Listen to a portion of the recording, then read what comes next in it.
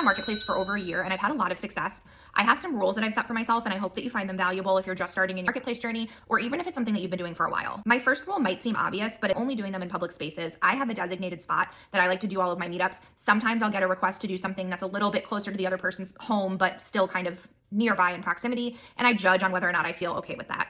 I've had a couple of situations, even with a public meetup, where I felt uncomfortable. So that is why I really emphasize like public meetups are the way to go. That is no is a complete sentence. So your time is your money. This is essentially your business. You're an entrepreneur. You're selling things on Marketplace. So if somebody provides you with a lowball offer, I've had so many messages where I'm selling something for 150 and someone will respond and say 75. That's all they'll say. They won't say, hi, hello, how are you? Nothing. No is a complete sentence. You do not owe anyone your time. You do not owe anyone a nice response or a sorry, but I'm not going to do that. No.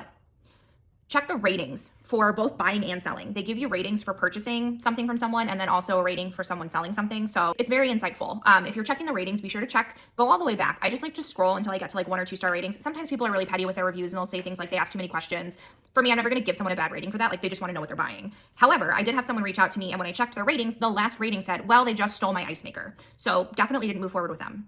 Decide what your worth is. I live close to my pickup spot. Mine is $10. I don't leave the house for less than $10. That's just what I've decided. If I can't sell something for that, then it's a donation or it goes into a garage sale pile. Whatever the case may be for you, pick your number and stick with it because the lower you start to get, it just doesn't make it worth it anymore. Again, we're back to the fact that this is technically a business. You're running your own business, you're selling things, you make the decisions, you figure out how you spend your time.